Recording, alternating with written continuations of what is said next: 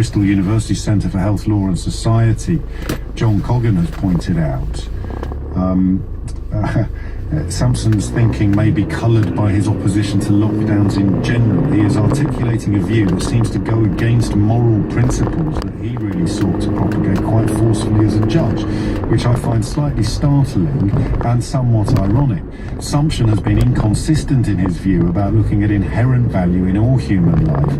He seems to have gone a bit off-piste here, and I suspect that has something to do with his broader view of lockdowns in any form. Again, context is everything. We can have a conversation about whether or not, if you've got one dose of vaccine in your hand and two people standing in front of you, there's anything controversial whatsoever about establishing criteria which will determine who. Answer: no, there isn't. It was Fumi, our first call. But in the context of lockdowns and this palpably question that you can somehow shield or protect the vulnerable, that is pretty brutal and you know, utterly unworkable and very, very different perhaps from, God, this has been one of the most sophisticated. I should apologise to Saeed in Birmingham, gave him quite short shrift with his philosophical business. But this is heavy stuff, so I'll let other people do the talking for a while. Lauren's in Ely. Lauren, what do you think? I have a lot of points, so bear with me. It's mostly in... Got a lot of callers, so be quick. I know you do. I really take So it's a response that partly with Ed, with the previous caller. So firstly, what value sounds very much financial. Yes, and can actually, people who are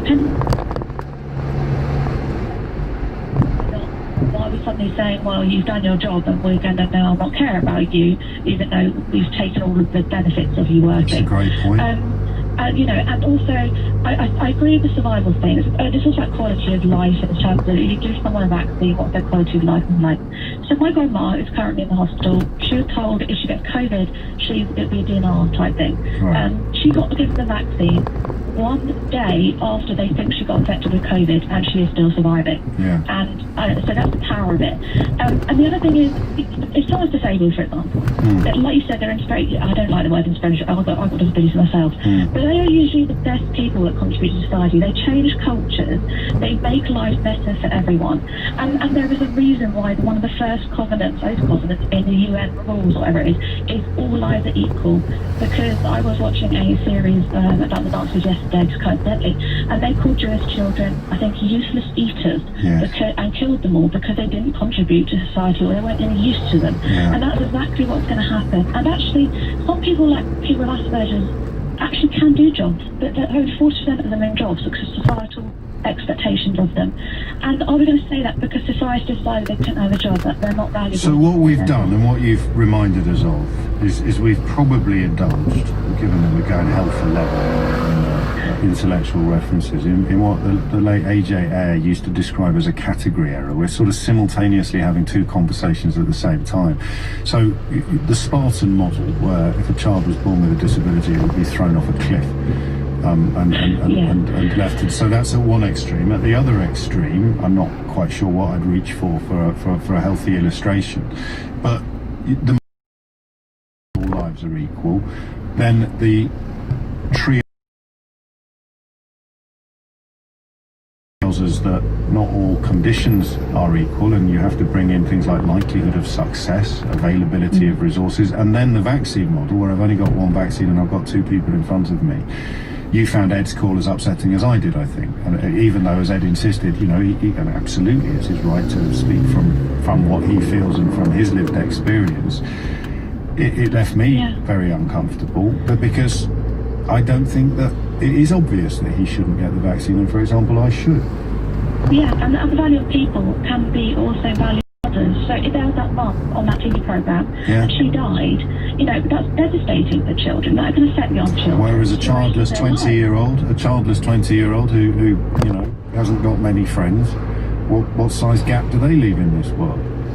Yeah, but again, that's why you can't do that. And actually, somebody has to do it at some point. It's why the lockdown element of this conversation is so rancid, but the rest of it is so difficult.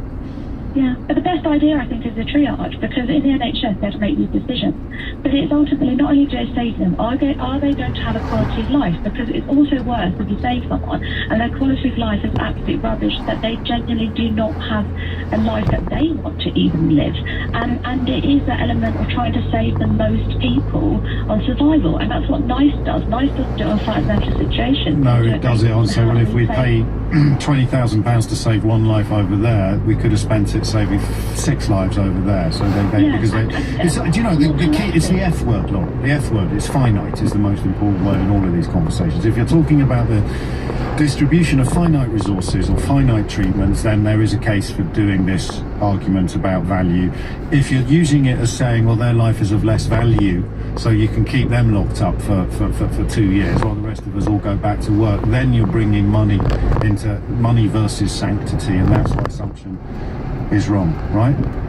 So if they're in lockdown, does that mean my life is less valuable? Yeah. Maybe you go in lockdown. I'm like, well, these people who are shielding have been in lockdown for way longer than you, and so that scale should be moving. So at some point, they've been in lockdown for so long, their right to freedom becomes bigger than the right to continuing free. I think it's absolutely crucial to see these as two distinct debates. One in the context of lockdowns and letting it rip through the healthy population, which is just insane, despite Lord Sumption's incredible legal pedigree and experience. And the other is in the context of triaging or distributing finite resources in a world of infinite problems.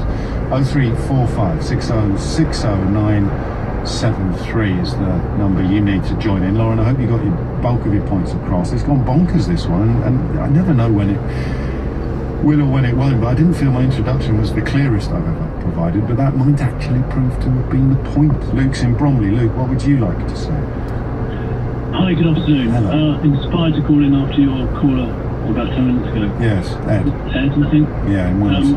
I'm in a similar sort of position. I have Parkinson's. I'm 40 years old, diagnosed at 35. Right. And one could have written me off like several people do, including the company I work for, big company. And I must say, my message is not really about me, but I can say to people that they can employ me and achieve a lot more with Parkinson's or with someone like that than without. I certainly have. I'm so glad you listened, because you could tell I wasn't comfortable challenging Ed, because I can't challenge Ed about Ed, can I?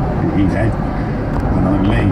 But you've made the point I really wanted to make and didn't feel that I quite had my ducks in a row to make it properly. The thing is, for people with a progressive disease, which affects your brain or whatever, like myself,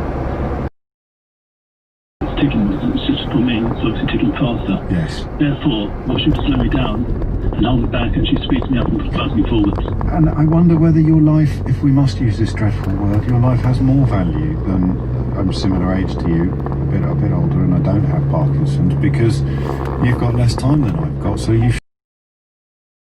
I guess with Parkinson's, obviously your body slows down, and so therefore you actually make up for time in that way. So you're a genius. Yeah, that's it. That's exactly what I wanted. Did you see Michael J. Fox's recent intervention on the subject of internet trolls?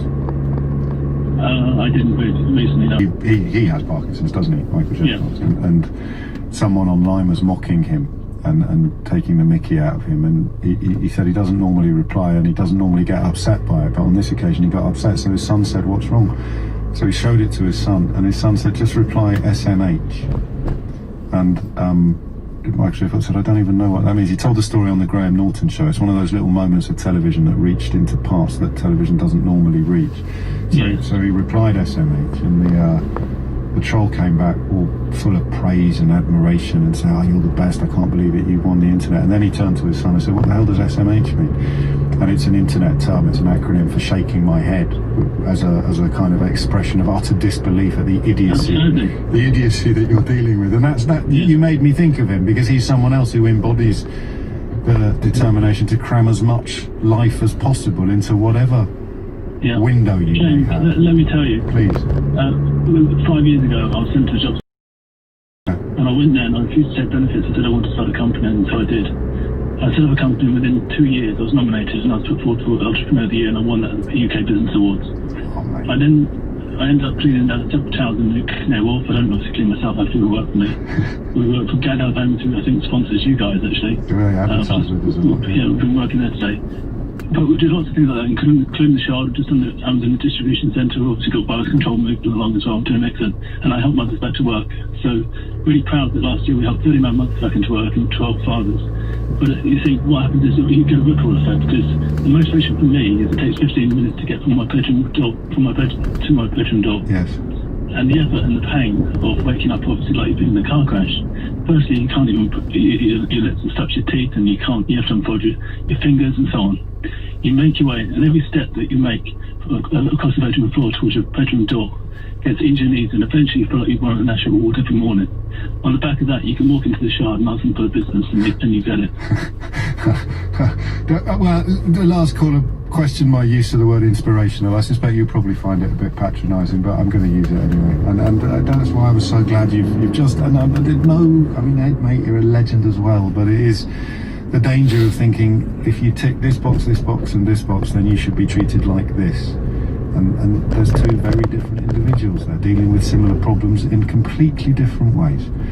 And, you know, that's human life, isn't it? That's humanity. Look after yourself, mate. I'm super glad that you were listening today and that you were able to call in, especially now we know so much about the busyness of your schedule.